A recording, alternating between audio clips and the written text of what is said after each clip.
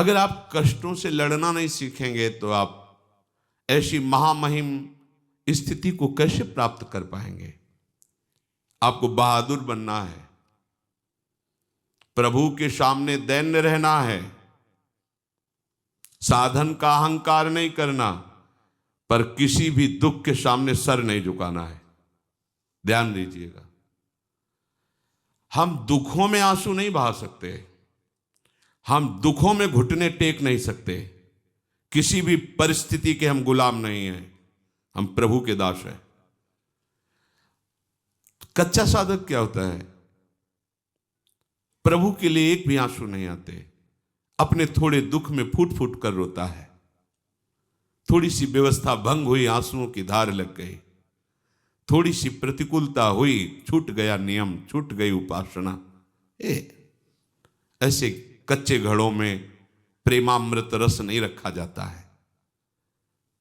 रस रखने वाला बहुत प्रवीण है, वो पहले देख लेता है बजा के कि घड़ा कहीं फूटा तो नहीं है, कच्चा तो नहीं है, क्योंकि अत्यंत दुर्लभ ये प्रेम रस आचार्य और गुरु उसी के हृदय में रखते हैं जो समस्त द्वंद्वों के सहने की सामर्थ्य रखता है। 24 घंटे में जब आप शयन के लिए जाएं तो आप उस समय अपने पूरी जागृत अवस्था की एक एक वृत्ति का चिंतन करें। आज जब से जगे थे और अब शयन करने जा रहे हैं, कौन कौन सी ऐसी वृत्ति आई जो प्रभु से विमुख करने वाली थी? कौन कौन सी ऐसी बात हुई जो प्रभु से विमुख करने वाली थी? कौन कौन सी ऐसी क्रिया हुई जो प्रभु से विमुख? और उसको अपने दिमाग में रखो। कल से नहीं होने पाएगा, ये बात नहीं होगी, ये त्रुटि नहीं होगी, ये क्रिया नहीं होगी। और उससे प्रार्थना करो, नाथ हमें बल प्रदान करो कि जो आज हमारी उपासना में त्रुटि हुई वो कल नहीं होनी चाहिए। अगर पुनः होती है तो फिर हम पश्चाताप करेंगे, फिर हम दृढ़ नियम लेंगे और एक दिन हम इन त्रुटियों पर विजय प्राप्त कर लेंगे। दीन बंधु करुणा वरुणालय प्रभु आपके सहयोग में हैं। जो साधक आत्मनिरीक्षण नहीं करता है वो परमार्थ में आगे नहीं बढ़ पाता। आत्मनिरीक्षण, अपने को देखना, अपनी जांच करना।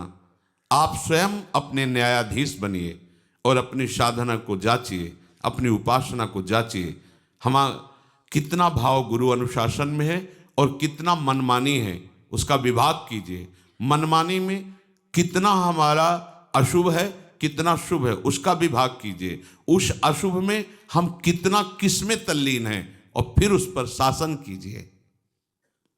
अपने आप को देखते रहना ये उपासना का विशेष अंग है। हमसे क्या त्रुटि हो रही है? हम कहीं प्रमाद में तो नहीं है? यह विषयी पुरुष का लक्षण है। कौन क्या कर रहा है, कहां जा रहा है, यह उपासक का कार्य नहीं है। जो दूसरों को देखते रहते हैं वो उपासक नहीं है, वो विषयी पुरुष है। या जो महापुरुष जगत को नामामृत उपदेशामृत से परम कल्याण की तरफ ले जा रहे हैं, वो देख सकते हैं। अपने को चाहिए कि अपने को देखना है कि हम कहां कहां फंस रहे हैं, कहां कहां आज्ञा उल्लंघन कर रहे हैं, कौन सी बात मन की मान रहे हैं, कौन सी बात गुरु की मान रहे हैं, शास्त्र की मान रहे हैं। साधक को तो अपने निरीक्षण से ही फुर्सत नहीं मिलती। वो दूसरे के विषय में क्या देखेगा, क्या बोलेगा। और जो दूसरे के विषय में देखता है, बोलता है, वो गिर जाता है, परमार्थ के लायक नहीं रहता। ध्यान देना है। जो दूसरे के विषय को देखता रहता और बोलता रहता है वो गिर जाता है, अर्थात तो परमार्थ का साधक नहीं होता। आपको देखना है आप कहीं रुक तो नहीं गए, आपकी कहीं विपरीत दिशा तो नहीं हो गई है। ऐसा तो नहीं है कि आप बाहर से वेशधारी हो, बाहर से आप परम पवित्र पवित्र देश में रह रहे हो और अंतर से विषय चिंतन कर रहे हो, अंतर से विषयी वस्तु व्यक्ति स्थान का संग कर रहे हो, तो मान लीजिए आप भ्रष्ट हो रहे हैं, आपका मार्ग ठीक नहीं है, आप उपासक नहीं हैं।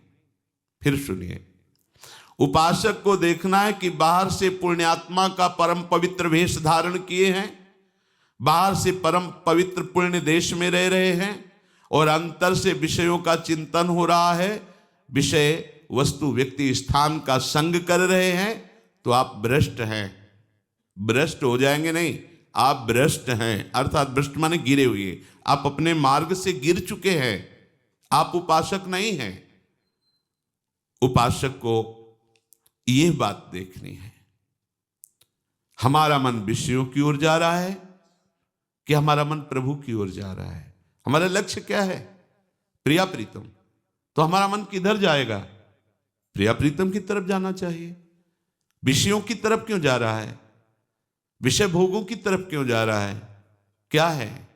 लक्ष्य नहीं दृढ़ है, आपको पता नहीं आपको कहां जाना है, आप किधर जा रहे हैं। आप परीक्षा कीजिए अपने हृदय की, निरीक्षण कीजिए। साधक इसी परीक्षा में पास होकर उपासना की ऊंचाई पर चढ़ता है। जिसका मन विषयों से हट हट कर बार बार आराध्य देव की ओर जा रहा है, पर बीच बीच में विक्षेप विषय डाल रहे, उसे चिंता नहीं करनी, वो उन्नति की ओर जा रहा है।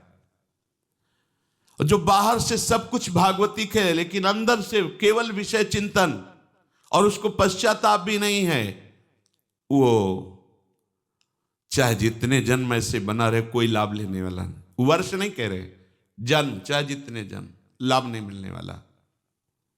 नियत बुरी है उसकी, नियत बुरी है। और जो बार बार अपने मन को प्रभु में लगाता है, विवश होकर विषय चिंतन बन जाता है, तो उसको जलन होती है। ये ठीक रास्ते पर है, इसकी नियत अच्छी है, उद्देश्य अच्छा है, वो जा रहा है अपने प्रीतम की ओर, वो मुड़ गया है अपने प्रीतम की ओर। सबसे पहली साधक को यह वृत्ति देखनी है कि तुम्हारी गति मुड़ी है कि नहीं प्रभु की तरफ। बहुत बहुत अमृतमयी बात, आपकी गति प्रभु की तरफ मुड़ी है कि नहीं।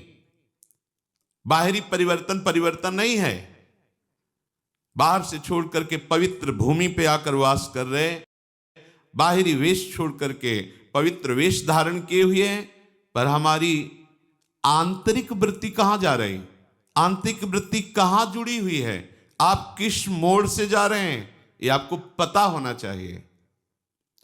विषयाभिमुख जीवन को मोड़कर प्रभु के सम्मुख करना, यही तो उपासना है। यदि हम बाहरी भेष पवित्र है, पवित्र देश में रहते हैं, चिंतन विषयों का करते हैं, बाहरी त्याग दिखाकर मान प्रतिष्ठा चाहते हैं, तो हमारा जीवन विमुखता की तरफ जा रहा है, भगवद विमुखता की तरफ, दुर्गति की तरफ जा रहा है। ध्यान दीजिए, हम ठीक रास्ते पे नहीं हैं। यदि जीवन ऐसे व्यतीत कर दो, कुछ नहीं हाथ लगेगा।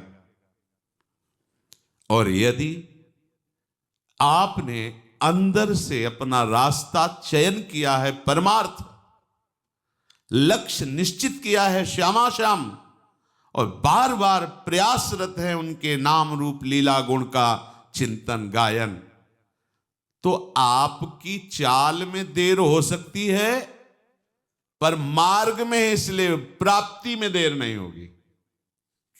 यह है